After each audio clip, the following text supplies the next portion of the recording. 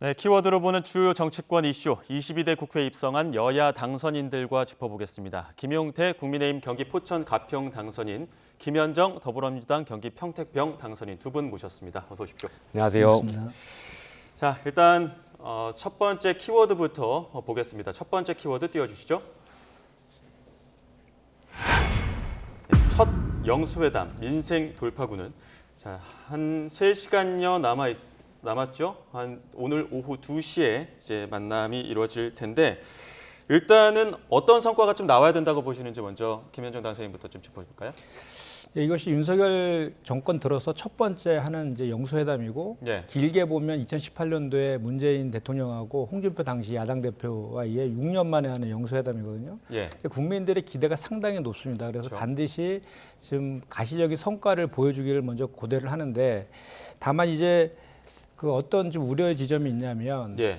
윤석열 대통령께서 이제 사실 그 총선 참패 이후에 지지율이 20% 초반대로 폭락을 했거든요. 그 이후에 영수회담을 제안을 했고 또 국무회의 석상에서는 국정 기조는 옳다. 다만 예. 소통이 문제다. 이런 얘기도 또 하셨고 또 이제 여야 영수회담 의제를 조율하는 과정에서 대통령실에서는 주로 경청하겠다. 예. 이런 태도들을 계속 보여주고 있거든요. 그래서 이번 성과가 국가와 국민을 위해서 좀 가시적인 그 총선에서 나타난 민의를 좀 에 대해서 답을 내놓는 그런 가시적인 성과를 보여줘야 되는데 이것이 혹시라도 국면 전환용으로 하는 회담에 그치지 않을까 하는 우려의 지점도 분명히 있습니다.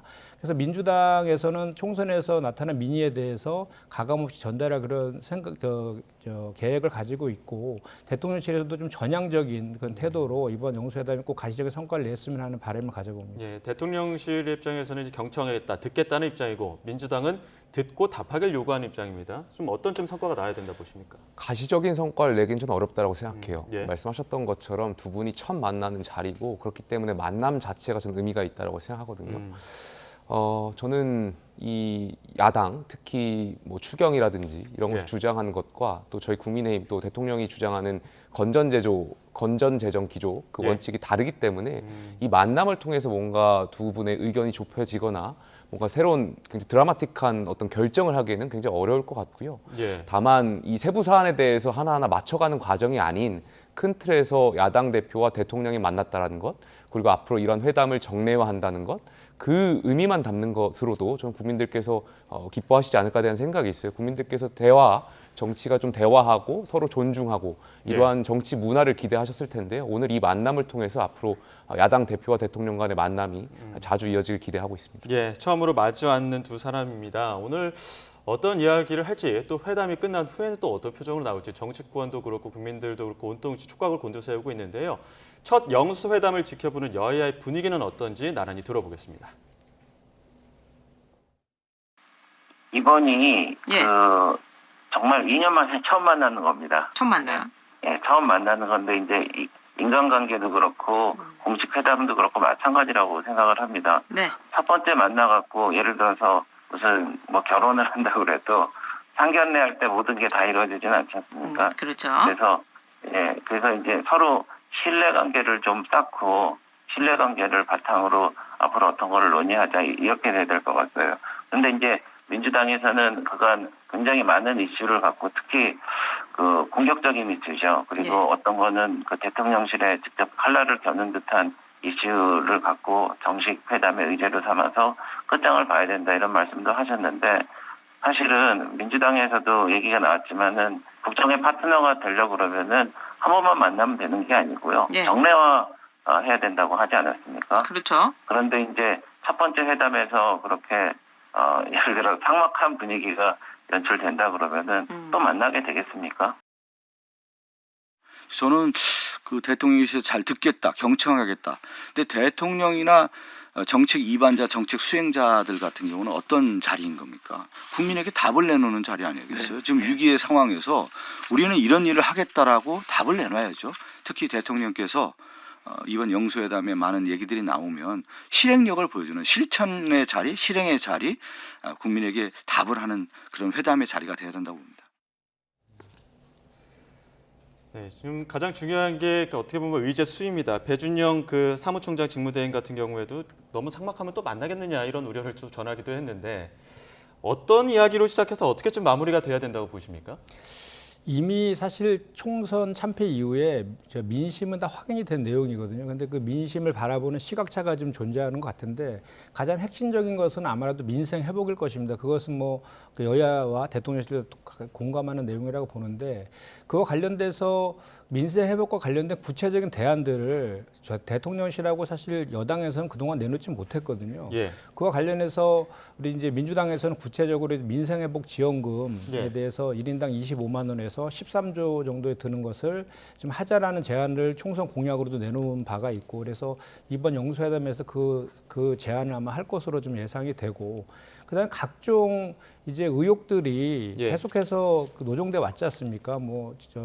최상병 순직 수사 외약 의혹이라든지 김건희 여사 관련된 각종 의혹들에 대해서는 반드시 진실을 규명해야 된다라는 것이 민심입니다. 그런 민심과 관련된 내용들에 대해서는 이미 대통령실과 여당에서도 알고 있는 내용들이기 때문에 아까 제가 말씀드린 가시적인 그 성과라는 것이 그런 기본적인 그 방향이나 내용들에 대해서는 답을 해야 된다라고 저는 생각하는 것이고 그리고 총선 참패에 대해서 그 윤석열 대통령께서 국무회의 비공개 자리에서 사과를 하셨다고 했는데 이번 영수회담 자리에서 국민들이 다 지켜보는 과정에서 이렇게 진심 어린 사과를 좀 하면서 국정지도 바꾸겠다라는 말씀을 좀 덧붙여 주시면 국민들이 참 좋아할 것 같다는 생각이 듭니다. 네, 근데 이제 오늘 오후 2시부터 시작이 됐는데 차담 회고 1시간 정도입니다. 물론 제한은 없지만 의제 하나씩 이야기하다 보면 10분씩만 얘기해도 금방 끝나버리거든요. 어떤 의제들이 좀 나와야 되는지 그리고 또 사과 같은 경우에도 그럼 너무 좀 삭막해지는 우려들도 많이 하는 것 같은데요.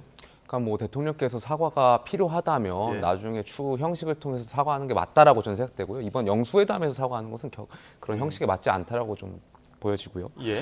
말씀하셨던 것처럼 이제 추경 말씀하셨는데 사실 여야 입장이 너무 다른 것 같습니다. 예. 사실 이 건전 재정, 그리고 물론 이제 돈을 써서라도 뭔가 그 효과가 있다라면 여당이나 예. 대통령실도 할 거예요. 근데 지금 13조라는 추경을 들여가지고 민생 회복 지원금이 사실 저희가 생각하는 그 기대치보다 부족할 거라고 생각하고 있고요. 또 예. 물가 안정을 지금 하고 있는데 오히려 물가를 더 상승시킬 그 요인들이 있고요. 실제 문재인 정부 때 저희 코로나로 엄청 어려웠을 때 예. 그때 코로나 재난지원금을 했었는데 그 당시 문재인 정부의 KDI가 이 재난지원금이 사실상 효과가 미미했다라는 보고서도 있었거든요. 그렇기 때문에 오히려 이 회담을 통해서 대통령께서 야당 대표를 설득하실 수도 있지 않을까에 대한 생각이 있어요. 이 추경 예. 관련해서는 예. 지금 포퓰리즘 성격이 있고 실제로 국민들께서 체감하기보다는 오히려 이러한 어떤 인기 영합주의식 정책이다 이런 것을 대통령께서 야당 대표와 좀 설득할 수도 있다라고 생각되고요. 예. 두 번째로 이제 말씀하신 의혹들 말씀하셨잖아요. 최상병 건에 대해서는 저는 여기에 대해서 이견은 없으실 거라고 생각해요. 여야가 또 대통령과 야당 대표 모두 이 억울한 젊은이의 죽음에 대해서 진상을 규명하자는 거에 대해서는 이견이 없으실 것 같고요. 예. 다만 여기에 대해서 이제 공수처 수사가 맞느냐, 절차상으로 특검이 맞느냐 이 이견이 좀 있는 것 같은데 거기에 대해서는 대통령과 야당 대표가 폭넓게 대화하시고 또 어떤 이끌 수 있다라고 보여지기 때문에 그 부분도 좀 예. 해결될 수 있다라고 보여지고요. 자, 네. 예. 오늘 저는 또 그 어떤 해법들이 나올지 주목이 되는데 그 총리 후보를 추천할지도 많은 관심인 것 같습니다. 지금 박성준 의원 같은 경우에는 이 대통령제에 맞지 않다. 야당이 추천하는 게 아니라 대통령실에서 먼저 제안을 해야 된다 이런 이야기도 하거든요. 관련 이야기가 오갈까요? 그런 예상들을 좀 일부 언론에서 하고 있던데 저는 총리를 야당에서 추천을 한다든지 또는 그 윤석열 대통령이 제안한 거에 대해서 의견을 준다든지 이런 것들은 선후 관계가 완전히 바뀐 것이라고 보고 예. 적합하지도 않다고 생각합니다.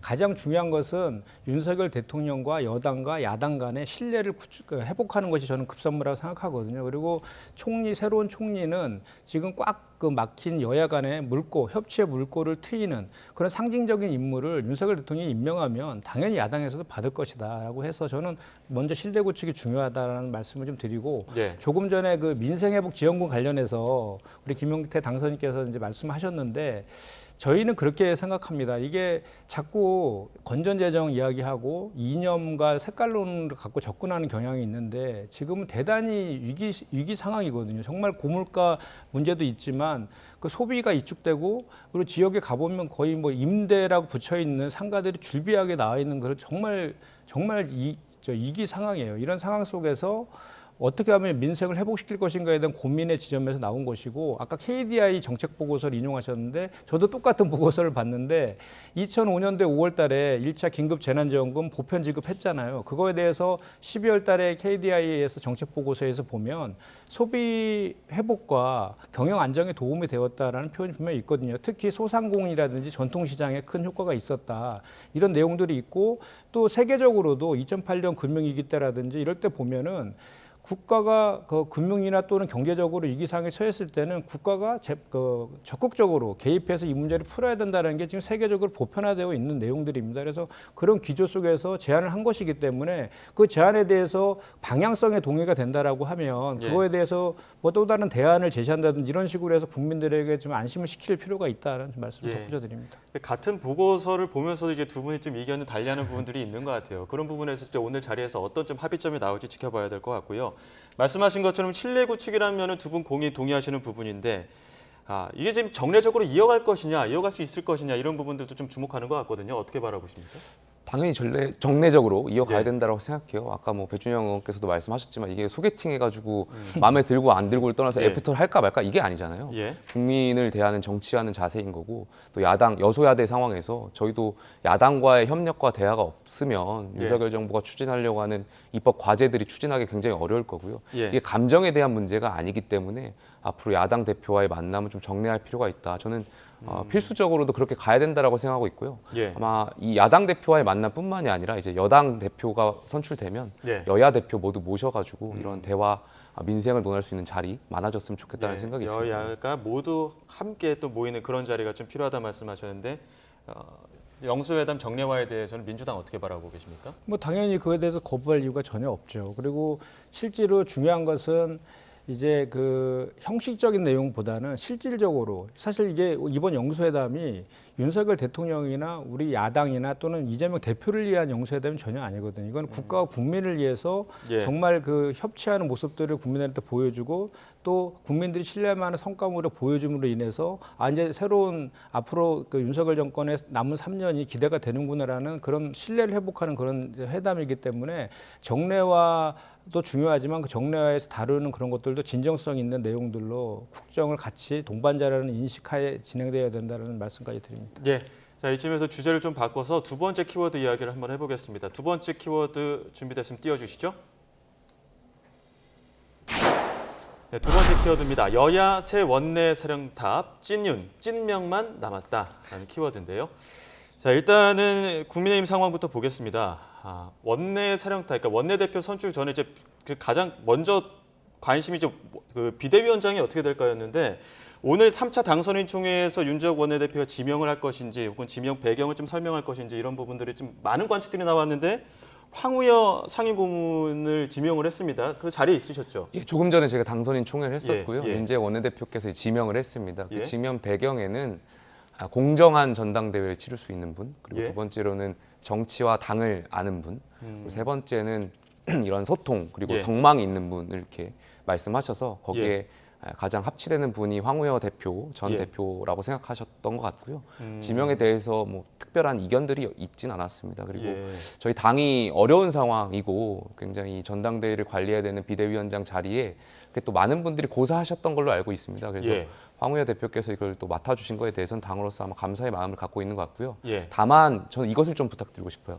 저희가 전당대회를 이제 하게 될 텐데 많은 네. 국민들께서 저희가 여당이 이번에 총선에 참패했고 쇄신의 모습을 보여드리는 것이 전당대회 과정이라고 생각하고 있고요. 그렇다면 반드시 민심이 반영된 전당대회가 있어야 된다고 예. 생각해요. 예.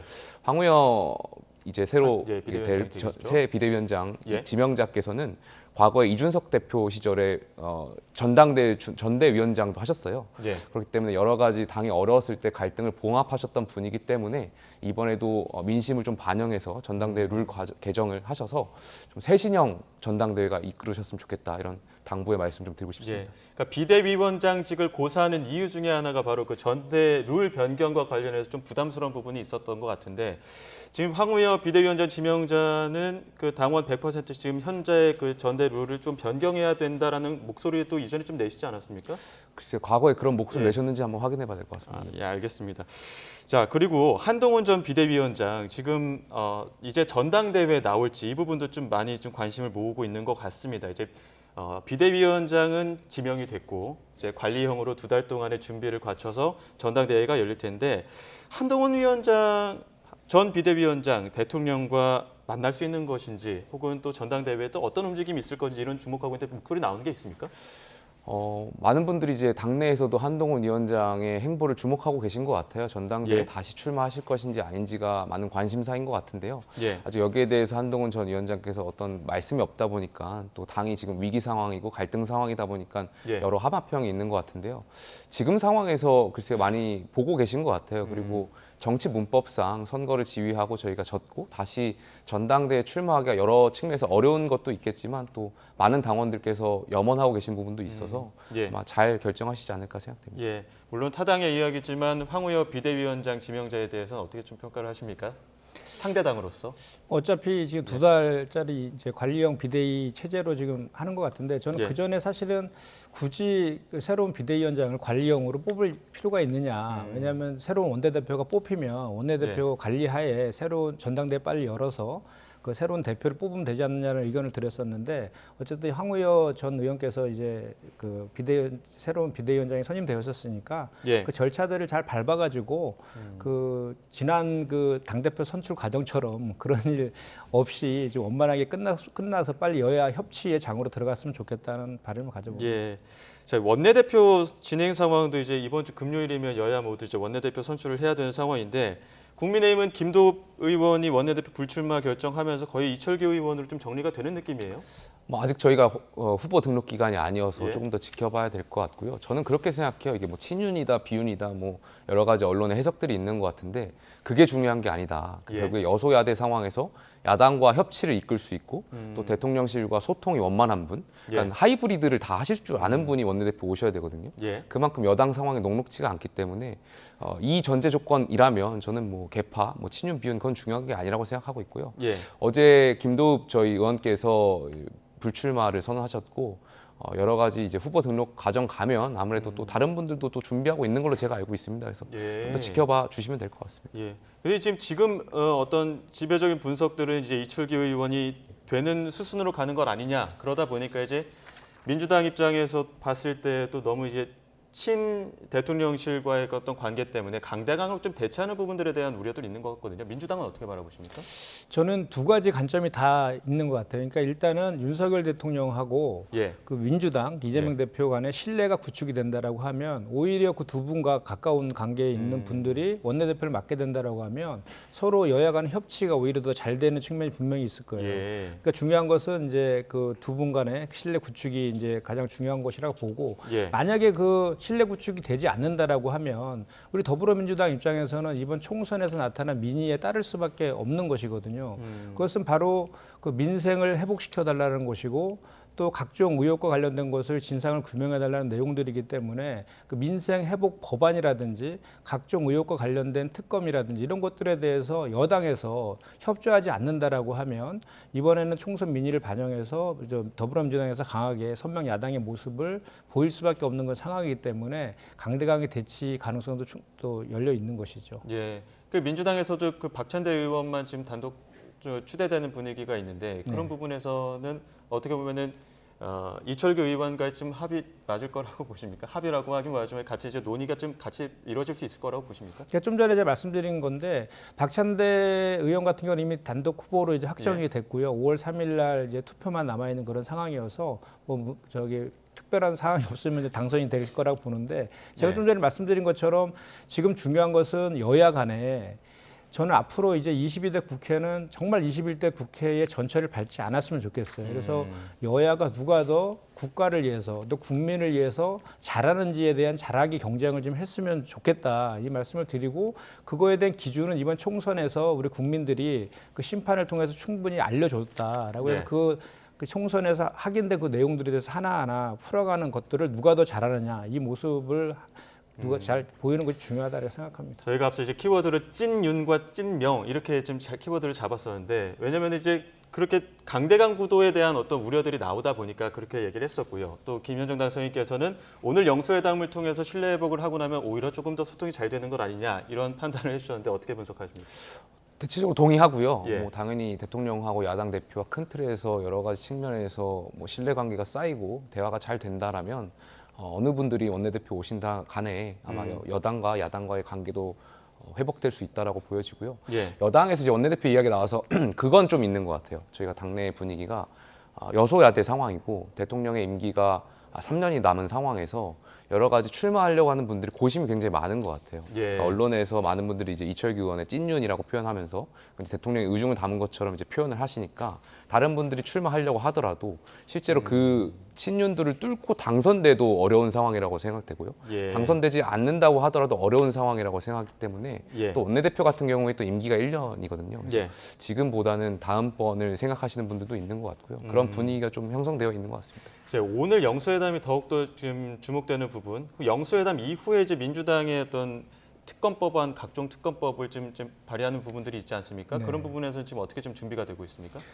지금 5월 1일 본회의에 지금 상정하겠다라고 예. 되어 있는데 이 최상병 수사 외압 그 특검 관련해서는 이미 작년 9월 달에 발의된 내용이거든요. 그래서 그 국회 절차에 의해서 지금까지 올라왔다는 것이고 21대 국회가 5월 29일까지 남아 있기 때문에 그 안에서 그 처리해야 되는 것은 저는 당연한 수순이다라고 봅니다. 그런데 예. 여당에서는 이제 그 독소 조항, 예. 그 야당에서 특검을 추천하는 그 조항을 들어갖고 이게 독소 조항이 있다라고 해서 반대하는 입장을 갖고 있는데 역대의 권력 실세라든지 뭐 대통령의 친인척이라든지 이런 거 관련된 특검에서는 다 야당에서 추천했죠. 그리고 만약 거꾸로 그러면 반대로 그거를 해석해 보면 한동훈 전 비대위원장이나 그 여당에서 늘 해왔던 우리 그 민주당한테 수사 기관을 쇼핑하듯이 고를 수 있느냐 이렇게 지적했잖아요. 똑같은 논리인 거예요. 이 대통령실과 연관된 의혹이 있는 특검을 하는데 여당에서 추천한 특검을 추천하는 것은 그것이 오히려 더 국민 눈높이에서 봤을 때는 상식적이지 않다라고 보여질 수 있지 않겠습니까? 예. 그래서 5월 2일 우리 더불어민주당 그래서 오늘 사실 영수회담에서 그거 관련된 대통령께서 좀 입장을 발표했으면 좋겠다라는 게 저희 민주당의 입장이기도 합니다. 그래서 좀뭐 양국관리법이나 민주유공자법, 전세사기 특별법 이런 것들도 좀 같이 준비한다는 거 아닙니까? 그리고 또 특히나 대통령의 거부권을 행사한 부분들에 대해서도 이번 임시국회를 통해서 다시 한번 진행할 예정인 거죠. 네, 그렇습니다. 그러니까 지금 그 여당에서는 그 여야 이견이 없는 민생 법안만 처리하자라고 얘기하고 있지만 지금 예. 좀 전에 우리 앵커께서 말씀하신 그 내용들이 다 민생 법안들입니다. 그 이제 농산물 가격 안정법이라는 것은 양국관리법 거부하신 거잖아요. 그거에 대해서 다시 대안으로 만들어내는 법안이고요. 민주유공자법 같은 경우도 일부에서 좀 잘못된 내용을 갖고 유포하고 있는데 민주화 운동하는 과정에서 다친 분들이 계세요. 그분들의 그 질병이라든지 치료와 관련된 국한대에서 좀 지원해주는 건 법이고 또 명예회복을 해주는 그런 법이거든요. 향관에서 얘기하는 뭐 교육이라든지 취업이라든지 이런 쪽에서 특혜 있는 내용들은 없습니다. 그리고 이제 그 양국관리법 같은 경우도 제가 이제 농민들의 생존권과 관련된 민생 법안이다라는 거고 전세사기 특별법 같은 경우는 전 국민이 다 보셨겠지만 이거는 정부에서 그 안일한 대처로 인한 사실 인재예요. 그거 관련된 전세사기 피해자들이 지금 길거리에서 저렇게 막 울부짖고 있는데 그거에 대해서 그 정부에서 여당에서 보듬어주지 않는 것은 문제 아니겠습니까? 이런 문제들은 반드시 이번에 처리된다고 저는 생각을 하고 오히려 21대에서 이렇게 제안됐던 법안들은 21대에서 좀 유종의 미를 걷어서 좀 마무리해주고 22대에서 등원하는 의원들이 좀 새로운 마음으로 좀 이렇게 22대 국회를 그 열어나갈 수 있도록 이렇게 마무리 지어주는 거 필요하다 저는 그래서 21대 국회일자 다음 달이면 끝나는데 네.